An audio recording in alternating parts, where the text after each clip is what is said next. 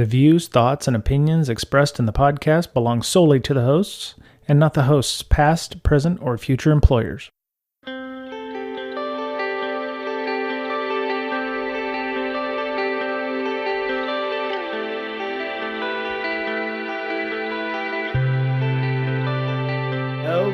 hello everyone.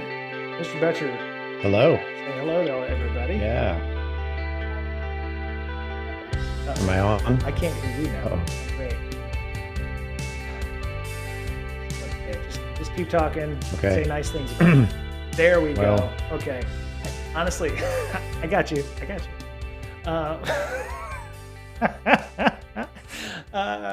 No, I don't know why OBS will not automatically default to output and what was it? Output and there's a section where you do audio monitoring and there are three options and it's monitor off, which means I don't hear your output. There's monitor only, mute output. So, I don't know what that one means. And then output and monitor, which means I hear it in my ear and the stream hears it, but I don't hear it. I hear it and the stream hears it, but yeah, whatever. Monitor only means I would hear it, but the system didn't hear it. So anyway, sorry to pull back the curtain there. It's something that always causes me issues with the Zoom. So, Mr. Boettcher, how are you, sir? Doing good. Yeah. Okay. Really, really busy, but Okay. I guess that's a good thing. Yeah, this day and age, yeah, I think that's probably always a good thing to be gainfully employed. There's a lot of folks out there that are still trying to figure out what their next moves are, and I saw a lot of that at Bsides Seattle. We'll talk a little bit about that. We'll talk about Bsides Austin as well, which you went to a couple weeks ago. Got a couple things of housekeeping before we go. Welcome to our audio listeners of the BrakeSec podcast. We're recording this one for audio. And welcome to everybody who is triple casting with us on Twitch, YouTube, and LinkedIn. So if you're interested in listening to us that way, you can go to twitch.tv/BrakeSec or youtube.com/C as in Charlie, lowercase c, and then /BDS, capital B, capital D, capital S, capital P podcast. So BDS podcast, but all four of those done. And those links will be in the show notes. So, Trifecta. One other, what's that? We're running the trifecta today. Well, yeah, I've got that kind of down to an art, and I do that when we're doing recordings or interviews or something. Mm-hmm. So that's good. But yeah, so I'd like to thank Trash Panda for following yesterday. VA2XJM, which looks like somebody's ham radio identifier, maybe. Anna Capster, and thank you to VM Smith01 for resubscribing again for 9 months in a row. That's awesome. So thank you so much for resubscribing. And last but not least, today's episode is brought. Wait. I gotta get my announcer voice on. Oh, man, I'm good. Look at you, VA2XJM. Can I just call you Vax or V2? I don't know what to call you. What do I call you, Jim? Yeah. Anyway, we'll figure that out. Let me get my announcer voice on. Today's episode of the BrakeSec Security Podcast is brought to you by Blumira, which provides easy-to-use SIM and XDR, which can be set up in minutes. Teams of all sizes can resolve security threats faster with detection rules written by BrakeSec's own Amanda Berlin. Learn more at blumira.com/break. Yeah, that was pretty good. Yeah. I'm working on that. What are you laughing at? Hey, Josh, thank you. But yeah, so it's just I'm working on different voices and stuff because once we get settled back in San Diego, I definitely want to start working on voiceover work and stuff. So looking forward to making that stuff happen as well. But yeah, so how are you doing, sir? You said you're doing all right. Yeah, okay. Hanging in there. All right, I got a haircut today. Yeah, pretty good. Yeah, it gets longer in the summertime. I don't know why, but anyway, that tends to happen. I assume it's because I'm doing protein shakes and stuff like that. I don't know, but getting down to we got like how many days? How many days? We got 10 days plus 20. We got 31 days left. 31 days in Seattle. So, and then we'll be in our new house in San Diego. As a matter of fact, next weekend, I will be making a special appearance in San Diego. If anybody's interested and lives in the San Diego area, feel free to hit me up and I'll see what we can do about, something on the 31st or 1st when I'm, hanging out. So You're going to hit the Ollies one last time? Going to hit the what now? The Ollies, the Olympic National Park mountains. Oh God, no. Okay. So I live in. So some people say Seattle's Western Washington, but we actually in the smack middle of the state, and so the Olympic Mountains are like 4 hours away. 4 hours. And I don't believe we'll have time between then and now to do that. So if I do ever do that, I will probably come back as a tourist. It's a lovely place. I went out there. It's very lovely. The Crescent Lake area is beautiful, and if you ever get a chance to come up here, the Olympic Peninsula, the Olympic Mountains, the Cascades are nice. The Columbia River Gorge and Walla Walla area is, if you're into wine, you can't go no better than the Walla Walla Valley. So, yeah. And, if you're a Twin Peaks fan, come out to Snoqualmie, come out to North Bend where, I live, and check out all the Twin Peaks stuff. So you got that going for you too. So, and of course the volcano. So, at least you're getting away from that, right? You heard about that, huh? The landslide up here in Mount St. Helens? Yeah. Oh, yeah. The funny that we so where was it? What did the wife say? We were just talking about that the other day. We went about 5 years ago to Hawaii and saw Mauna Loa, Kilauea, and then like 2 months later it explodes. It starts erupting. We did a South America trip and went to a beautiful lake in Chile. And they were like, oh, that volcano up there hasn't, it's completely dormant. Nothing has happened for years. And it's like 2-3 months later, boom.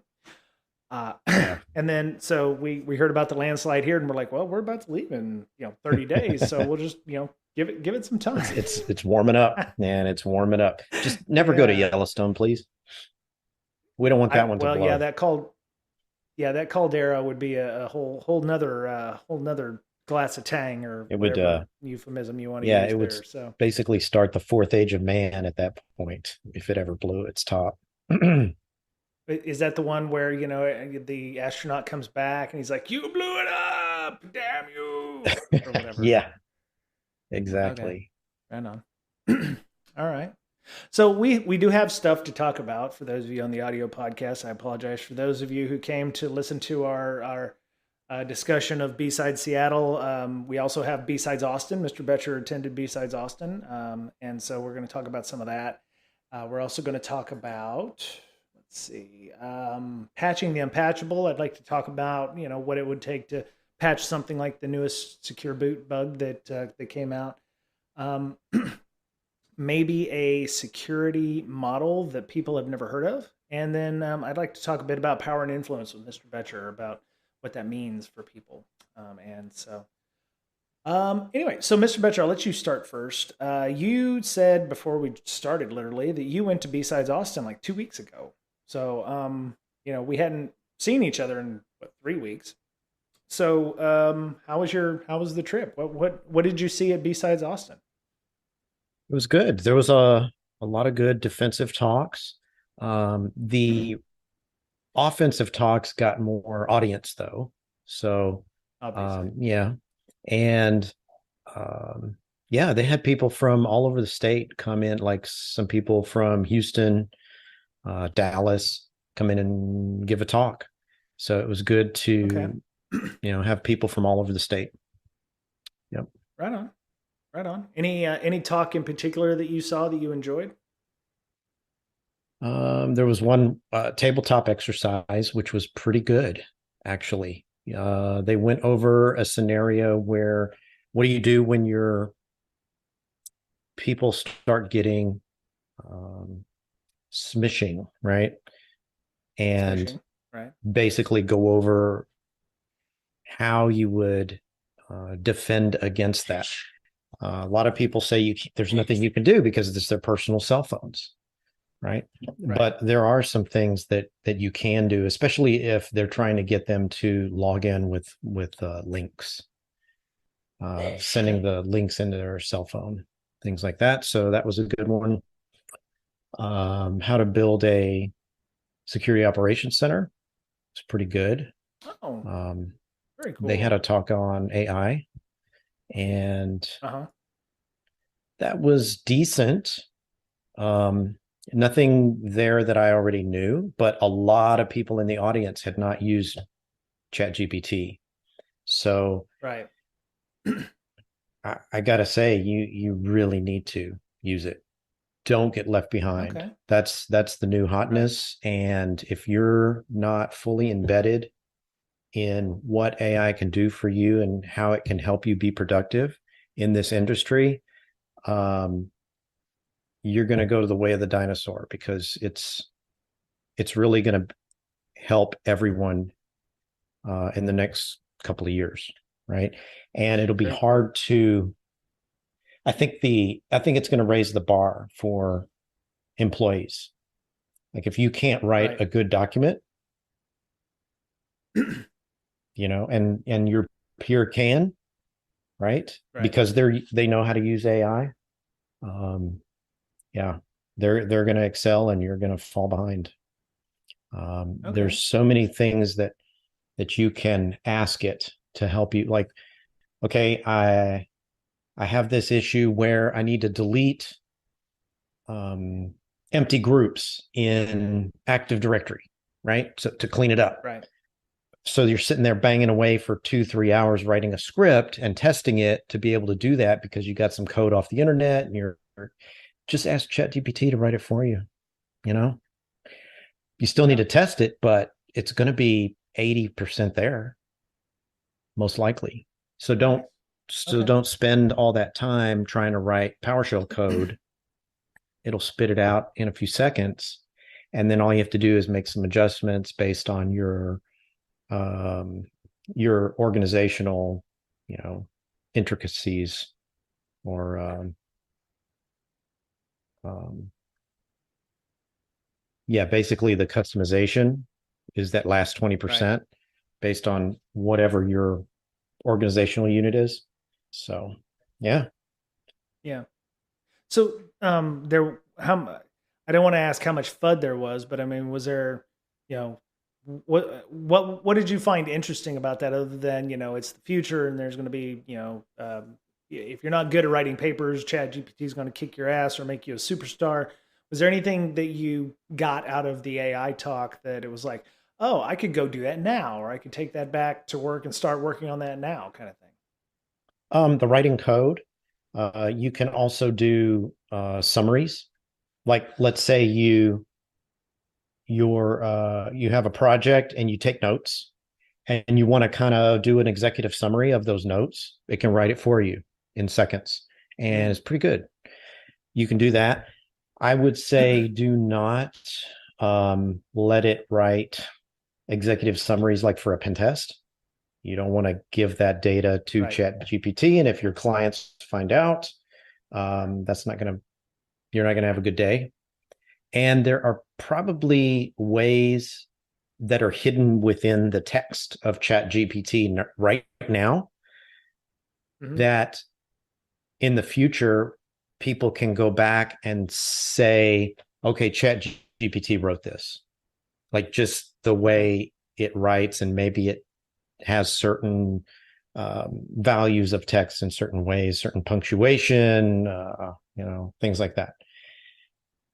So be wary of that as well.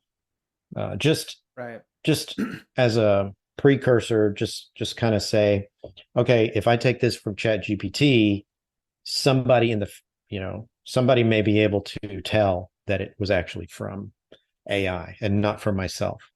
So yeah, don't do pen test reports and things like that. because that's stuff that you don't want, and you contracted not to release it to other entities. You got to keep that private. So, Right. um, Okay. yeah. You mentioned I'm hoping that they talked on some of the privacy issues there, or talked. Good God, they spoke about some of the privacy issues there, like don't upload your company's IP. If you're the marketing person, maybe don't, because it's like Grammarly, right? It's going to take everything, and we've already seen examples, or they've already talked about a data breach that's happened. So some of that data is going to end up in their model being as training. So maybe meeting notes from a meeting that is internal that you can deign as not completely Mhm. private, it would be okay. But it's like if you're talking about some kind of secret project, you're not going to be taking those notes and using them for a for an executive summary there. Um, did they talk about any of the privacy stuff at all on that? Well, other than don't upload stuff that you want to keep private because you don't know where it's going. You don't Right. know. I mean, Right. it keeps your history forever, right? It knows Right. if you've had 100, if you said 100 questions to it, um, it actually knows what you've already asked it and it'll help it answer follow-up questions as well. So that doesn't go Okay. away as far as we Okay. know. Okay. Sorry, I was splitting out some of And there my are other UIs in case people are making comments over here. there's other AIs and Google's got theirs. Right. Um, Right. Okay. one thing they did say was, yeah, I mean the what is it called? The event horizon. What is it? The yeah, On a basically black when it hole, you mean like yeah, no, it's point of where no return? point of no return. Well, it's more like Yeah. when it becomes self-aware. What is that term? Oh. I forget. But that's a long way away right now, is what Yeah. they were saying. Yeah. Yeah.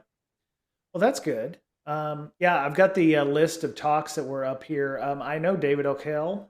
That's good. I saw Docker scanning Docker images for fun and compliance. David O'Hale was member of the B-Sides when I was there, when I lived there in like 2012, 2013 timeframe. Very good to see that he's out talking. So Matt Pardo is the organizer still, besides Austin. Yes. Oh, very And nice. Okay. Janice as well. Oh, very cool. Okay. Oh yeah, Bloodbound says technological singularity. Hey, Bloodbound, what's up? How you doing? Um, so yeah, cool. So right on. So yeah, I mean that looks great. So this is you said this was a 2-day conference or a 1-day One conference? one day. 1 day. Okay. It was at Yeah. the Besides, University of Texas campus there. oh They have a nice. nuclear reactor. It's where I used to do. Well, they had a couple of supercomputers there back when I was in college. That was all the Okay. rage, right? And Yeah. they used to be a couple of the fast or the top 10 in the world at the time. Right. And so it was cool taking a parallel programming class and actually getting time on those things. So Nice. I don't know if they're Yeah. still in Yeah. operation or what. I bet you there. I bet you they are. They still would. They still crunch some numbers. So yeah. I can't imagine. Just because they're not super fast doesn't mean they can't crunch some. Numerical weather models or something. Prime numbers or something like that. So yeah. Very nice. Yeah, if it wasn't 2 time zones, I would definitely think about coming back here. I actually, I'm thinking about putting down in my calendar next May to come back up to Seattle because one, I would still be able to check in with some of my team members, but the other one is, besides Seattle is happening. So yeah, it's good that it's Have you ever did anybody notice you or recognize you, or how many people did you get to hang out with since the Just a handful, you know, right? that's good. Josh Schokel, who was on the podcast, I saw him. Okay. Uh, Yeah. yeah, How's he doing? He started he started like a GRC with his tool that he showed yeah, us when it was simple in like risk. super beta. Yeah, Yep. simple I risk. talked to him Yeah. about it. He's doing good. Um, Okay. he's got 13 employees, is what he was saying. So No kidding. Yeah. Wow. All right. Good for him. Fantastic. Okay. Well, it might be time to have him back on to talk about some risks or something. So Yep. yeah. Hold on a second. I got something here. So make sure we don't have anybody trying to chat on our LinkedIn or our YouTube channels here. Okay, cool.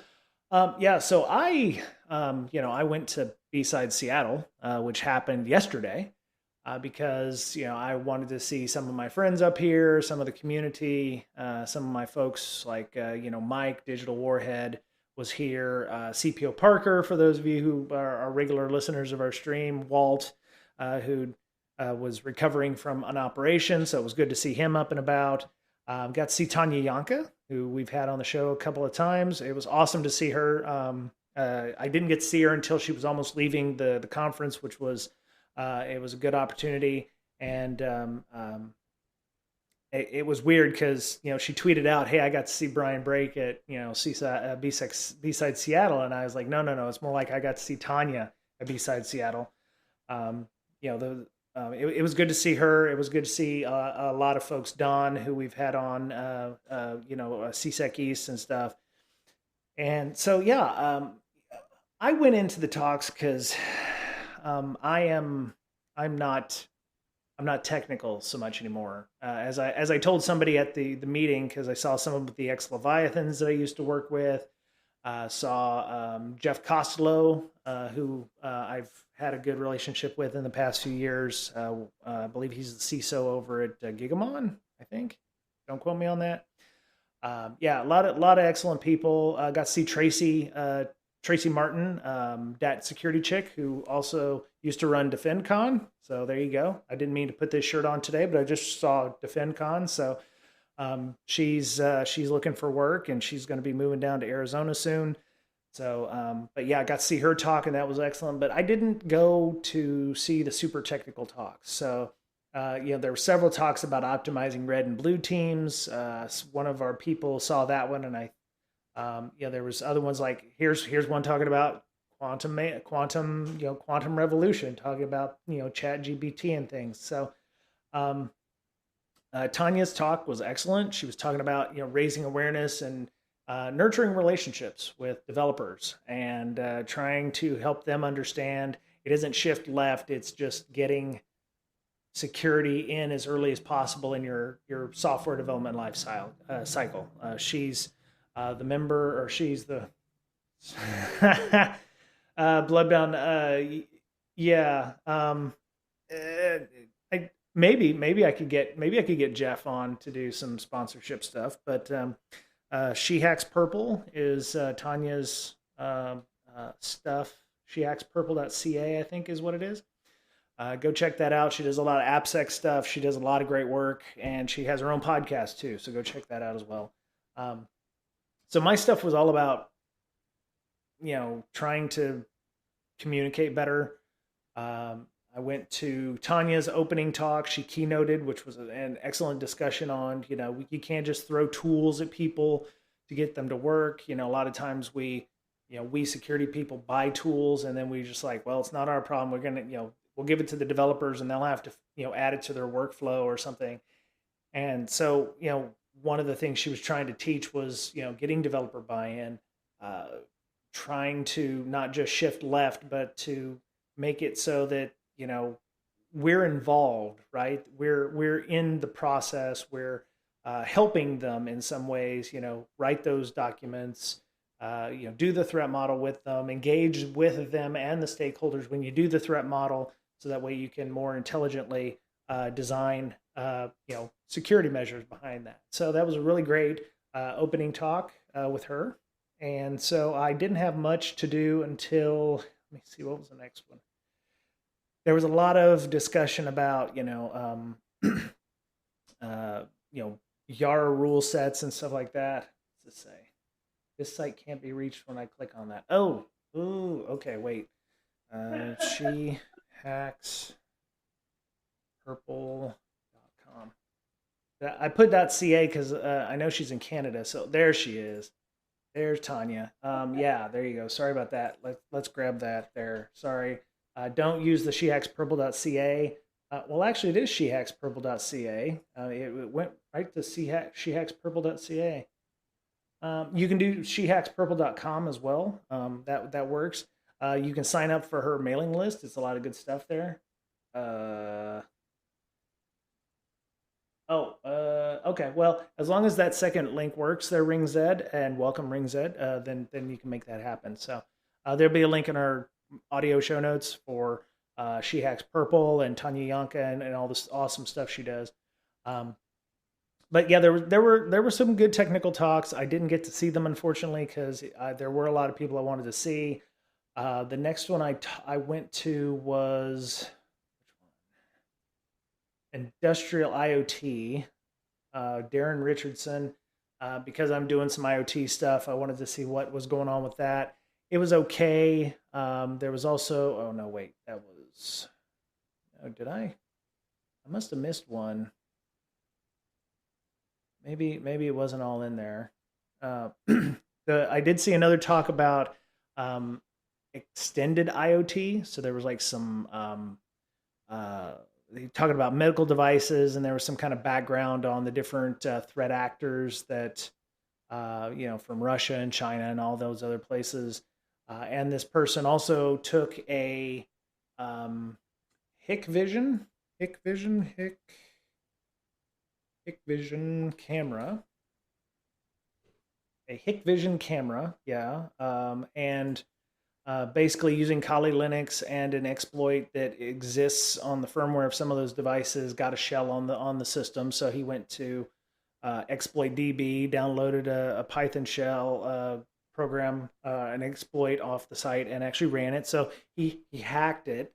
The first red flag I got was he was from Phosphorus, I think was the company, and he actually had chief marketing officer as the line under his name, and I was like, hmm, because the first thing I was thinking of was, oh, he's, um, are you still moving, Mr. Boettcher? Okay, there you go. Sorry, I just wanted to make sure I didn't know if you'd froze or not. So no, he's frozen. But so yeah, he went and he was hacking on some box. He was hacking on a computer. He got a shell, port 22. It was an SSH shell. So he went through that, and one of the things was I was interested up until the point where I realized he wasn't going to be hacking a device that I may or may not work on at work. So once I figured out it wasn't one of our devices after I saw his demo, I was like, okay, I'm out. So I left that one a little early because there was another talk I wanted to see. Where is? Oh, so yeah, the XIOT one from John Vecchi. He speaks well, and he had some good information about various threat actors, and some of the numbers he had was pretty good. There's like 65 billion devices out in the world right now. About 26% of them are end of life and do not get updates, that kind of thing. So yeah, and he talked a little bit about Mirai, but he's like, yeah, botnets aren't the problem. It's being able to use these to exfil data, because a lot of people put these on their flat networks, and because they're not patched or they don't get patches, or somebody like a Samsung out there will be like, okay, all you have to do is go down, download this patch manually, install it, and do all these things. And he's like, normal users not going to do that stuff, because one, they don't know how to do that. How do you update the system? How do you get access to the UI? Those kinds of things. It's not an easy process for some of these things. Exactly. I So mean, it should be a right, requirement. You like Zoom today. I was 10 minutes early for the podcast, but Zoom was like, you have a right, required update. You cannot join this meeting without updating. I was like, ah. And right. so, I was forced into it. That should kind of be a Yep, requirement in this day and age. yep, yep. Yeah, and he talked about some medical devices and the hacks on those, and I reminded myself at the time that I was at the hospital with my wife, and he was talking about infusion pumps, and he had a picture of the same infusion pump that my wife was getting saline solution from and medication from. That I was like, yes, I know Telnet's running on that and it's running open with default creds. And he threw out like several. It's like, what was one he was mentioning? Oh, thing when you have a data center, the boxes that you put the computers, the racks. Hmm. Some of those racks are smart, right? And some of them you can control the environment inside of it by making the fans go faster or turn the lights on or off or what have you. And he said some of those run with default creds. And he's like, there's 500,000 UPSs out there from like APC and those. They're on the internet with default creds, which is, I think he said APC. Username is APC, password is APC. Wow. Apparently that you can Google those things and find it. I'm not telling people anything that they don't know. Like But there's Shodan or like certain something. server racks out there. Yeah. So that was good. And then, of course, Tracy spoke after, let me see where it was. Oh, Lost in Translation, translating security speak to dev speak. This was really good. I know her. I've known her for several years now, and it's a damn shame that she got let go from where she was. That's definitely that company's loss. From And so she was talking about some of the things that security. And there was a definite theme to some of the talks that I went to, like Tanya's talking about relationship building, trying to get buy-in from folks. The same thing with Tracy on her talk about that as well. Trying to give actionable security feedback. So she was like, it was all about phrasing, like you said, earlier with your talk about, Chat GPT. There's certain ways to explain things like, hey, you got 4,000, vulnerabilities and your app is a piece of ass or something like that. And it's like, that's not good. That is a bad way of saying it. So the better way would be like, let's work together to prioritize 15 of these, in certain order and, try to work with them. The idea is that you don't, in your delivery, you don't go like your app is, asshole or elbow. So we need, the better way is to, take that time, build that relationship, help them understand where they need to, make the most impact on these 15 or out of 4,000 findings and triage the other ones accordingly and get them in the backlog and things. So yeah, it was a really good discussion there. And the last one I think I saw was, oh, no, I saw this one too. Good Snacks, threat modeling, a complete new feature. Brianne Bolin, who went through, and I think it's briannebolin.com. Yep, there it is. Gave some talks about threat modeling. She doesn't use a stride or a pasta model. She suggested those if you don't have any other experience, but she said, a lot of being able to do threat models is kind of just walking through the app and seeing where things come up. And she mentioned things like auth in, auth z, what's your API stuff. She wasn't going over a specific stride or dread stuff, but it was a good discussion about how to there it is. How to keep users safe with an easy and fun user experience. And I think she gave a good discussion, and you can tell she does a lot of threat modeling about how to, do it as like a team function, like your tabletop exercise. So yeah, it was fun. It was a good discussion. The last one was about bug bounty programs. I listened to DocuSign's bug bounty program. They use BugCrowd for their bug bounties, and they have a VRP, a responsible disclosure, link where you can go to, but they also have a private bug bounty. And so what they try to do is, instead of doing a public one, because they have a lot of, I heard some things on the side outside of this about DocuSign, but they have a lot of federal regulation because they're government entity, they government contracts, so they fall under things like FedRAMP and those kinds of things. So the bug bounties they do have to be private, and so if they get something from, like, say, security something just out of the blue, like, hey, I'm Brian and I found this thing and I'm going to own you up left and right, and what they do is they recommend you apply to their private bug bounty, and then they can properly compensate you for that work. So yeah, a lot of I wanted to go to the vulnerability disclosure one at the same time. Unfortunately, it was happening right across the hall at the same time, and I couldn't go to that one. So I've thought about reaching out to Tina and seeing if we can't get Tina on the show to talk about some of that as well. So, but yeah, as you can see, I didn't go to hunting and hiding your web payloads from malicious pesky researchers or whatever. And sorry, the last one I was supposed to go to is JR's, which I do want to talk to JR, Tanawatts, I think, and get him on. he had some AV issues, so I went to find an AV person, and I got sidelined with somebody else and didn't get to see it. But he does a lot of incident response stuff, and I want to talk with him about incident response and notification stuff. So, but sorry, that was way more than what I was expecting to do. But I didn't realize I'd seen so many talks. So,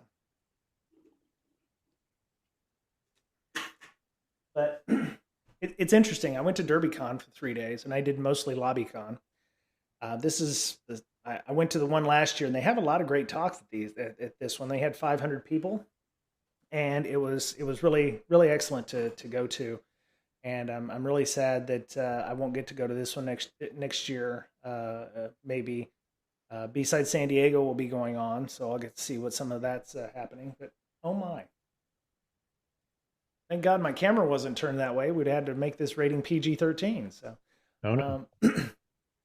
Yeah, Yeah, it got loose. What? I'll tell you later.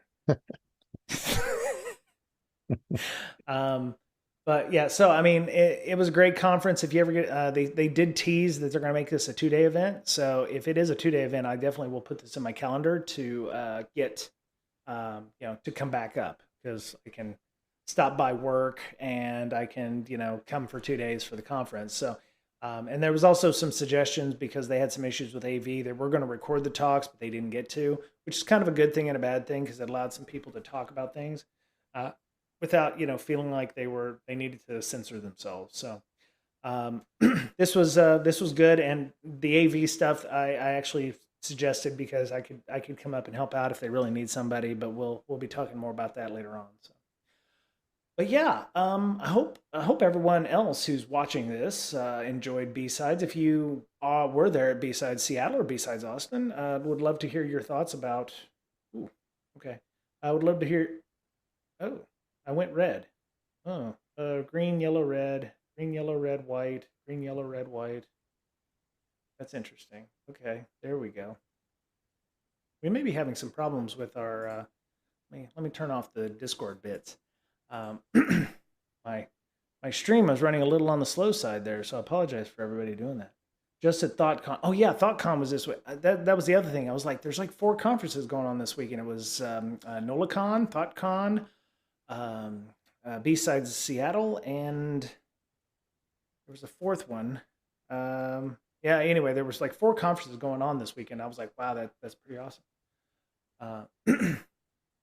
Oh, I didn't know about Hack Miami, so there was like 5, right? So, and that's just here in the U.S. that was happening. So, I forget who the 4th one was, but and I heard some Circle City Con's going to go away.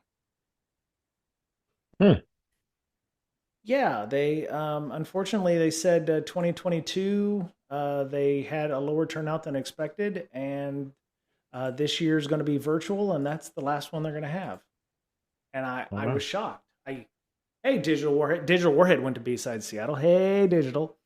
Got to see Jack Rysider from Darknet Diaries. Not to name drop, but got to introduce Digital Warhead, Mike. I got to introduce Mike to Jack. Yeah, a lot of great people there. Jack lives up here in the Pacific Northwest. I won't dox his town that he lives in, but I do know where he lives. It's not the first time I saw him at the event, so it was really nice.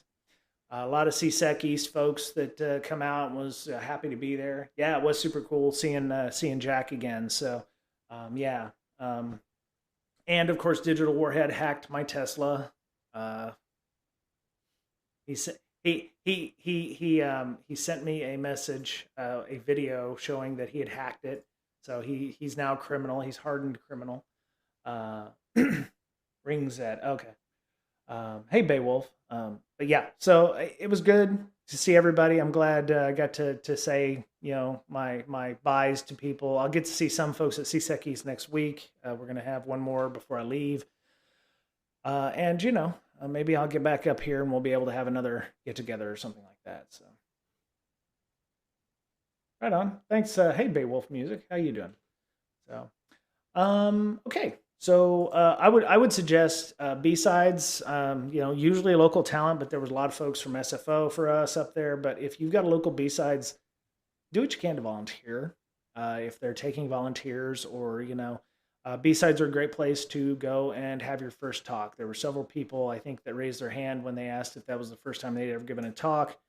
At least up here in Seattle, and I'm sure in Austin, it was, it's a nice, I would say safe kind of, place that you can go and just, share your knowledge with people, and you're going to learn something, you're going to network, you're going to find out that there's meetups and local events and things that are happening. So it's all about building community, as I mentioned, and I kind of ranted. I did a mini rant on Twitter today about building community, and it helps, and it requires everybody's effort to make it happen. So, but yeah, if you have a chance, go find a B-sides. So yeah, all right. Enough of that. I do want people to stick around and make comments if you want to. Uh, so, Mr. Boettcher, what are we going to talk about second? I do not know. I thought Bsides Seattle was second. Well, What okay, it could about be third? second technically. Yeah, let's do third. Secure boot patch. So I talked about this on Friday, but I wanted to get your thoughts on this.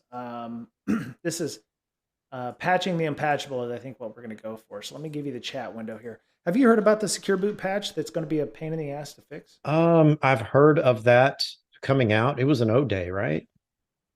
Yes. Yeah. Yes. No, I didn't read up on it. I heard of it, but Yeah. yeah. That's okay. That's okay. For those of you who don't know or have been, haven't Digital Warhead says, I always appreciate seeing a diverse group who's comfortable being themselves. Yeah, yeah. To go back to the conference bit a little bit, yeah, that was good. Um, oh, okay. ThoughtCon I always heard was never actually advertised where it was. You had to buy tickets and then just go. Maybe I'm wrong. There was something else there, but yeah, it's always good to see a bunch of people, and I was happy to see a lot of great diversity, and there's a safety team and all that. So yeah, but yeah.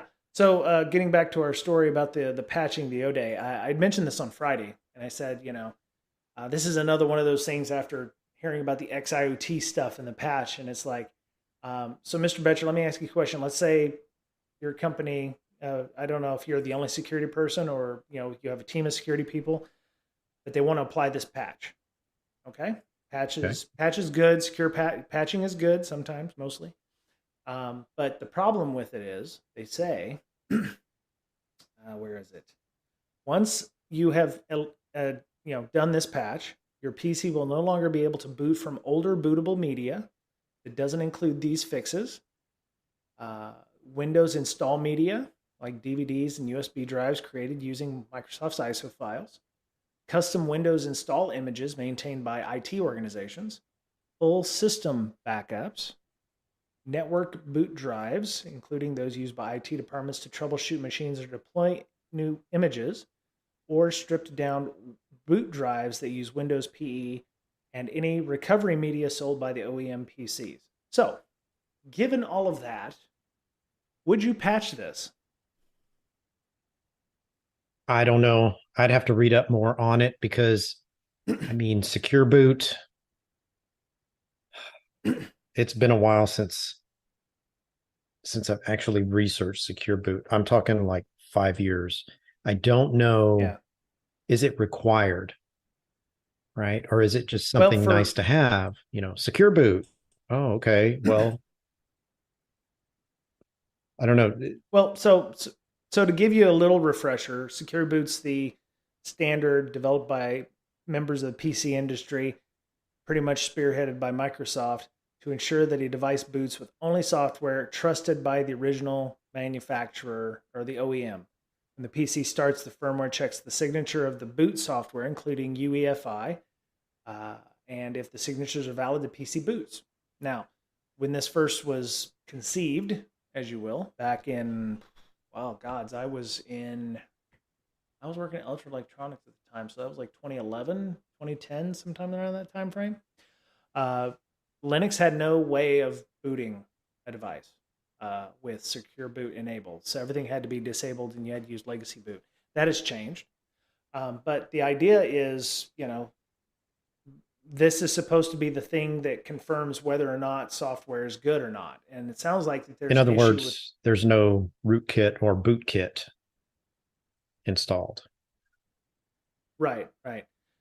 Yeah. So basically, this patch is going to invalidate some keys or invalidate some way that it can compare existing like system backups to what's on the system already. Yes, digital warhead, you're correct. Secure boot also relies on the TPM on the motherboard. Right. Yeah.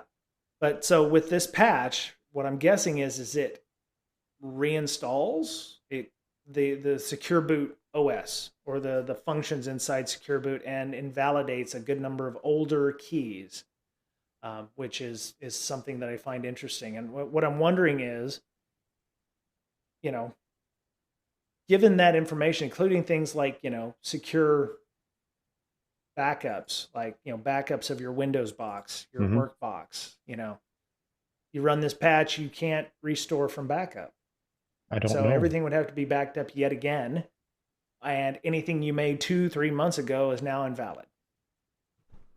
Seems pretty risky. And okay, so what if you have an EDR in place? Is that going to cover it if you don't patch? I don't know. The story that I got from Ars Technica does not mention any kind of um, Antivirus, does that yeah. pick It up doesn't this mention ODay? yeah yeah. The ESET's director of threat research described the severity of Black Lotus and other bootkits to Ars. The ultimate takeaway is that Black Lotus is able to install itself on up-to-date systems using the latest Windows version with Secure Boot enabled.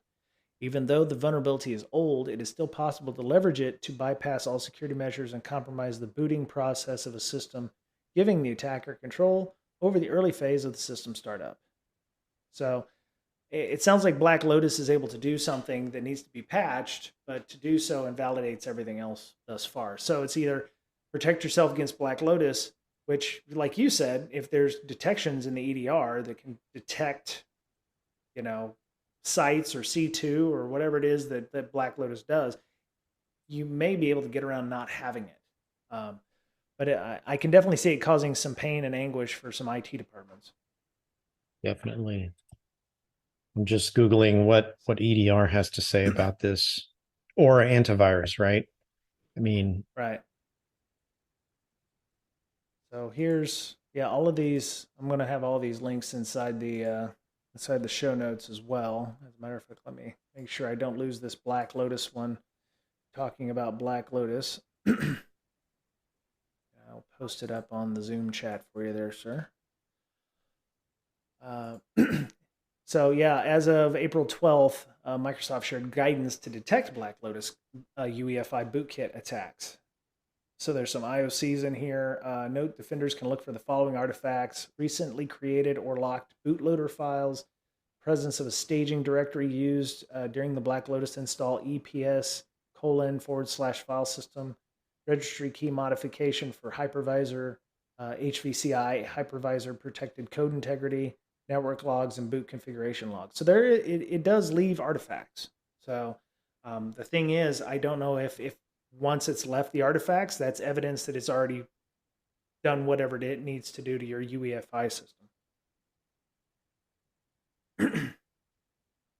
Was it exposed manufacturing and driver keys? I don't know. Hey, Walt. Hey, how you doing, buddy? Um, yeah, I'm not sure. Let me see if it gives any information about that. 2022 21894 vulnerability. That's the CVE for whatever the Black Lotus does. Let me see if there's a link to that somewhere. MSRC portal. Let me see if they've got anything here. Okay, so Secure Boot security feature bypass vulnerability released in 2022, early 2022. So this is, I can't really call that an O day if they're talking about Black Lotus and then they mentioned it in this one. Um, yeah, yeah, I don't know. Dunk, dunk, dunk. There you go. Make sure I get all this. Come on, man. There we go. So just to make it a little longer here. So the attack vector is local, complexity is low, privileges required are high. That probably means like authorized privileges required significant administrative control over the vulnerable component. Does not require user interaction. Scope is unchanged, so that means exploited vulnerability can only affect resources managed by the same security authority. In this case, the vulnerable component. The scope thing has always kind of confused me as to what that means. And then CIA is none, high, and none. So confidentiality, integrity, availability. But yeah, I I don't think I've seen a patch like this in a really long time, where it's like patching this could disrupt your whole system, your whole network. Because how many people have got backups, months and months of backups, not necessarily from Windows devices, but some of them are Windows backups, Windows servers, what have you. If you're running this, secure boot patch, might as well toss those backups. And if things go You wrong, know, can you unpatch? Or do you have I to don't believe you can. like go from backup, but you can't restore from backup because you patched? Yeah. Yeah, that's tough. I suspect Yeah. people won't take the risk. It's just Well, according to Ars Technica, it says it'll take nearly a year to finish patching, and I'm like, Microsoft may be the one patching it, but during this time, during this 2 to 3 month window after you patch this, you're going to lose a lot of data. I mean, you've lost. I don't. If anything, this is going to make people have to restore backups to make sure that they've got the information that they need before they patch this shit and blow these things away. So they're gonna have to restore to like a virtual machine or something if they can, and then run the patch so that all the data is on there while you're running the patch, and then run the backup again or something like that. I don't know what this is going to look like for IT folks. or maybe instead of patching, you can, set up alerts because this thing is um, detectable. Black Lotus is Yeah. detectable. So have really great alerts. And if you see a system with it, just reimage it, right? Right. Flash the firmware or whatever you have to do. It's a boot kit, right? Not a root kit. So Mm-hmm. yeah. Yeah. Bootkit. First known real world malware that can bypass secure boot protection. I Yep. guess the secure boot protections had some flaws, Yeah. some race conditions or It's whatnot. yeah, it's really rough. I mean, I don't think I've seen one. You know, I don't think I've ever seen another patch that this awful. I mean, I've seen ones that like I have seen ones that it's like if you apply this, you could invalidate your backups, but nothing like where you could potentially break machines or make it impossible for you to do something like this. I mean, Yeah. this is and plus you have to manually install it, which is we have a hybrid workforce, so are you going to have Joe from accounting? Hey, run the CXE I suspect or that this is going to be one of those that it's like, okay, as we do our upgrades, we have a right, 3, 5 year old computer, let's get rid of that, get a new one, right, dish it out to the right, next employee, that kind of thing. Attrition for right. hardware. Yeah, it's eventually going to come to that, I bet. Yeah, this feels like not just a year. It's going to take 2 to 3 years as we wean people out. Or this is going to be Wean one of those systems ones out. where you're not going to be sending. Yeah, you're not going to be sending an email to somebody saying, "Hey, please click on the CXE and make it happen." It feels very much like um, the talks I saw at Bsides Seattle. It's like where you need to work with your developers or your IT folks. Security is going to have to step up here and have like a good plan on how the IT people are going to help deploy this stuff, onesie twosies kind of things. You're going to definitely want to test this on a server, and figure out how to restore your backups and those kinds of things. So you may actually want to even keep a couple of servers that haven't been patched, dark in case something does happen and you need to restore your backups to get that data in the next few months. So Yeah. I could definitely see this being a rotating kind of thing, and you definitely don't want to patch your whole fleet at one time. Does So secure you boot definitely want to step apply back. to VMs? I want to. So somebody will correct me on the chat if I'm wrong, but I do believe that virtual machines have like a virtual TPM. I do not know if it actually affects. Let me go see. Secure boot patch. Secure boot patch VMs. Uh,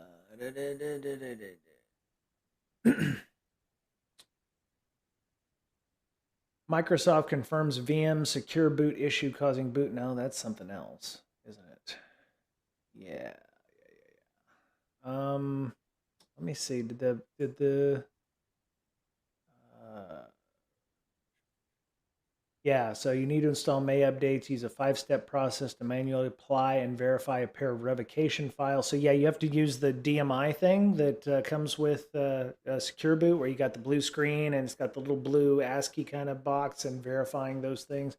That all requires you to be physically in front of the box without the box up to a boot. It's looking for opportunities to accelerate the schedule. It doesn't mention anything about VMs in the Ars Technica document. Let me go see. Does this affect? Oh, yeah. So I mean, there's hypervisor protected code integrity. So I'm wondering if it doesn't affect them in some way.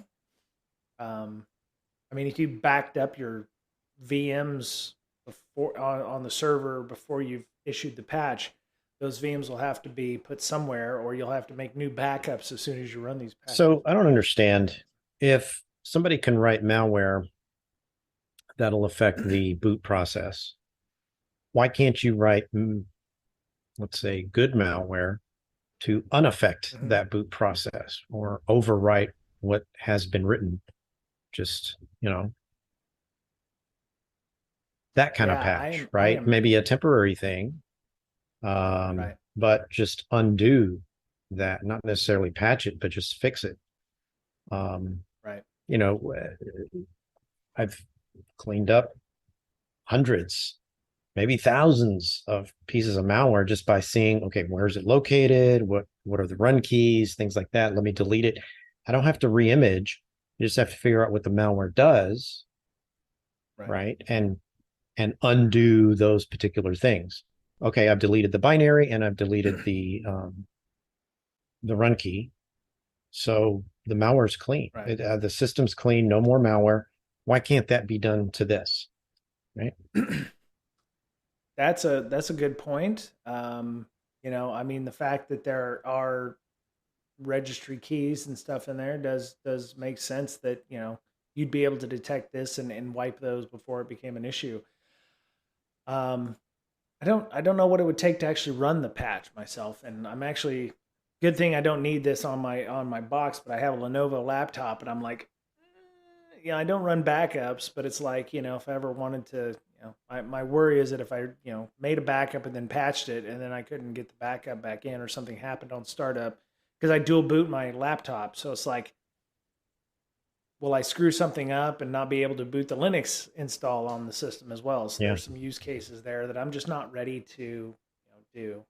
Given the recent, I've been trying to learn how to use Linux with things like OBS in them, and getting to the point where it's like, maybe I don't need Windows so much anymore. I've only got a couple more years on this box before I can't update Windows 10 on it. So it's like, maybe I'll just switch over to Linux when I'm done with this. Keep a Windows VM or something like that for the minor bits. There's just a lot to unpack with this. That they did the article that I did find did say that Black Lotus claims to come with anti-virtual machine, anti-debug, and code obfuscation features to block malware analysis attempts. So maybe you can get a copy of it and analyze it, but you'd have to put it on a physical box. And it's tiny. It's only 80 kilobytes. So, it can disable built-in Windows security protections such as HVCI, Hypervisor Protected Code Integrity, and Windows Defender Bypass Control, UAC. So, yeah, I'm not smart. So if any of our viewers are, or somebody listening to the podcast can hit us up on our Discord and let us know if it does have that. I would love to have that information. So, yeah, I think this is a thorny problem, and this may not be the last time. If Black Lotus is the first, I mean, now we've got Black Lotus version 1.0, and then what's 2.0, and then we're going to have these constant patchings of the SecureBoot where we're going to have to manually install this thing. All somebody has to do is tweak Black Lotus a little bit. Maybe it doesn't keep a registry entry next time. Maybe it becomes fileless. I use the quotey fingers fileless because I know how you feel about the fileless malware, the fileless, stuff like that. So it has to exist somewhere. If it exists in memory all the time or exists somewhere, but it does leave something. So we actually had a whole show based on fileless malware, if I remember correctly, back in the day. So, but anyway, let's move on. I'm not sure we want to talk about the Parkerian Hexad. If anybody's interested in that, I'll leave it in the show notes. I found that kind of an interesting security model that kind of goes beyond the CIA triad. So if you're interested in that, it's actually a hexad being a six-sided, like a hexagon. So they add three new features to the security landscape out of just C, I, and A. There's other bits. So you can go check that out if you want to. I don't know. Is there anything else you want to talk about? I mean, I wanted to talk about some power and influence stuff, but we're at an hour already, and I don't want to keep us any longer than we need to. Anybody have any questions on the chat? How did everybody feel about Walter Digital? How'd you feel about Bsides Seattle?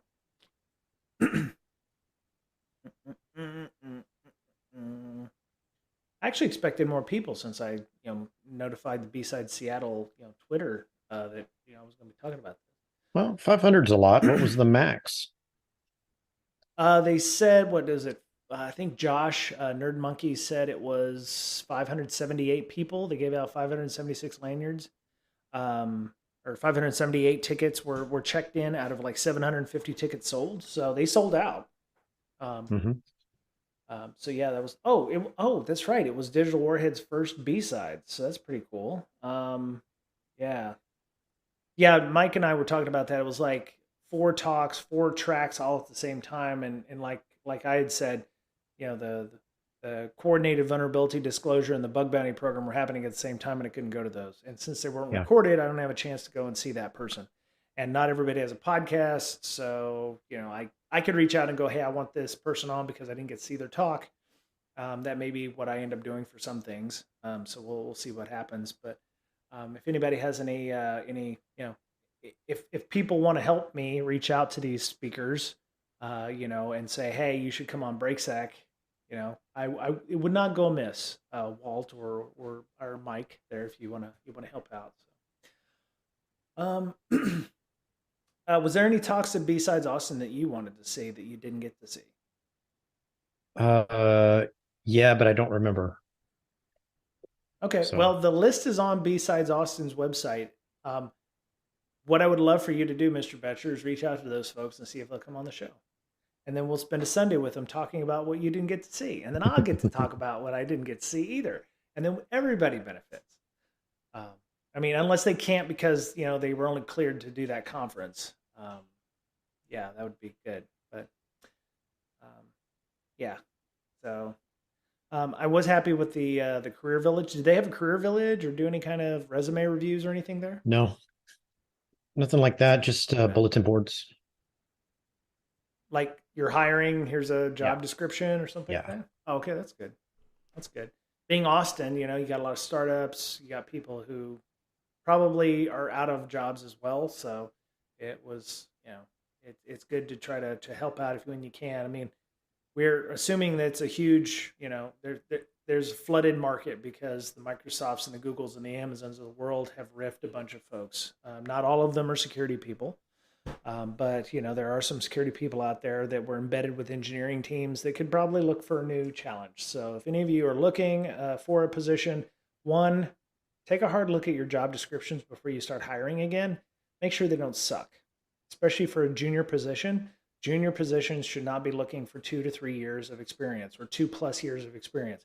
Junior position means you should be training them, in my opinion. Um, don't ask for 5 years of experience in anything unless it's IT support or something like that, or they came from IT support, or you're looking for somebody with IT experience. But a junior position should not be 2 to 3 years of experience. That's not good. So that's my opinion, but I'm sticking to it, and I'm gonna fight you to death for that. So, but yeah, take a look at your job descriptions before you start posting new jobs, and even if you're not the hiring manager, the people who you're trying to hire for, you're not going to fulfill. You're going to be shorthanded until they get people in, and if you don't help your company hire better people or hire smarter, you're going to be stuck with those backfill positions you can't fill. So And just a thought there that on the other side of that coin, if you see a job that you're looking for, or the job description, and it says, right. you need to have a degree, you need to have 2 years experience in this, just apply for it. Those things are just to weed people out, right? And don't take it literally, right? You don't have to meet every single requirement. Just jump in, Yeah. right? Well, Jump in, see okay. if you can swim. Hey, if you fail, at least you have experience, you got more interview time, right? Right. Right. And so I'm gonna bat that ball back to you, crack. I talked to somebody who's looking for a position that was let go recently. Probably has applied to 100 different positions and has gotten like 3 interviews. I do not know why, and I wanted to be nice to that person, and because the same thing, my realtor said something that I remember when we were trying to sell our house, and he said, if you've had 10 showings and you don't get an offer, something's wrong with the house, or something's wrong with the price, or there's something smells and you've got to fix it. And it's like, something's wrong with the house, and hopefully we'll get feedback and be able to fix that. I don't want to be negative to that person. If you're watching, I love you, man. I swear I do. And this comes from a place of love. 160 jobs and you haven't gotten a call back.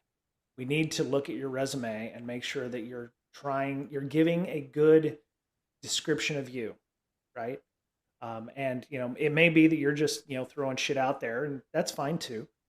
But if you had 160 legit job ideas or legit job postings, and you didn't get a call back but for three, I have to wonder about your resume. So we need to look at your resume. Okay, contact me. Could be Okay, something you're and not even break. aware of, right? You just didn't know, or Right, you haven't seen it. Just right, you need a different perspective. right, right. I love you, man. I'm just saying. I'm just trying to be real with you if you're watching this. And for those of you who are looking for jobs, BrakeSec Slack we have a career advice channel. We have a lot of folks in there more than willing to help out with some career advice, resume review. The BrakeSec Discord also has a job board. I'm posting jobs in there like nobody's business, hybrid, remote, and on site stuff for a myriad of different things, all the way from senior director positions all the way down to SOC analysts and stuff. And I did talk to several of my friends in the Seattle area that don't work for the big four up here, Mangoes and Fangs and those. They're going to be hiring in the next couple months because everything's kind of right sized again. And now we're kind of figuring out where everything's are. So if you are looking for a job, if you've been laid off, don't, take your vacation. It's great, but try to get back into the saddle as soon as you can. Because the longer you wait, yeah, I can wait. I got 3 months worth of money. I've got that set back. You start looking at the third month, it may take you 6 months to find another job. So by the end of the 6 month, you're like, oh my god, I can't even make rent. I don't know if I'm going to get kicked out. Start looking for a job immediately if you get riffed. Even if you want to take that vacation, don't wait. Don't wait. Anyway, I think we've done good tonight. Anything else you want to say before we go, Mr. Boettcher? Nope. Cool. All right. Thanks to Digital Warhead, CPO Parker, Josh, who mentioned, VA2XJM, good ham radio. I can't pronounce it. It's cool. Thank you, Josh, for coming and hanging out. Bloodbound, Walt, glad you're recuperating, man. Appreciate it. And yeah. Oh, Beowulf Music. Thank you for coming and hanging out as well. Ring Zed. Yeah, everybody. So yeah, you can find Mr. Boettcher on Twitter at Betcher Pwned. okay, BoettCherpwned. It's in the track along the top of the video if you want to watch that.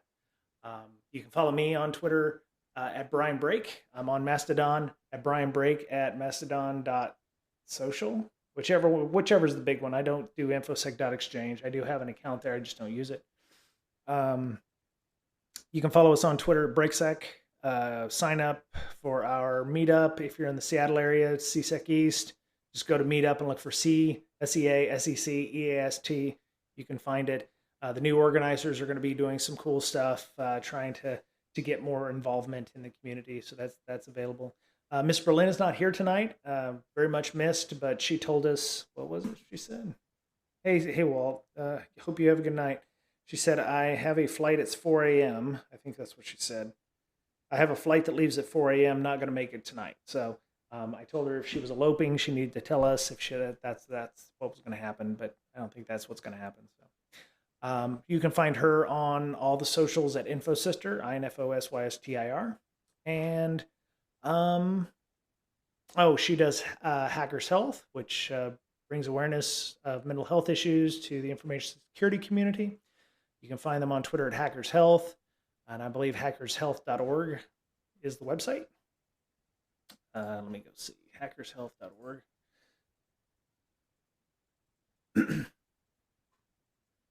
Nope, that's not hackershealth.org. Okay. Mentalhealthhackers.org. My bad, mentalhealthhackers.org. You can go check out that.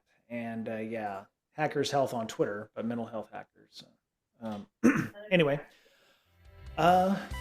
that's it for the week. If you have any questions, comments, concerns, please let us know on our various socials, and we'll talk to you all very soon. I'm Brian. This is Brian, and for Amanda, we all thank you for being here. We'd like you to be kind, take care of yourselves, because as we're fond of saying here, you're the only you have. And we'll talk again soon. Bye-bye.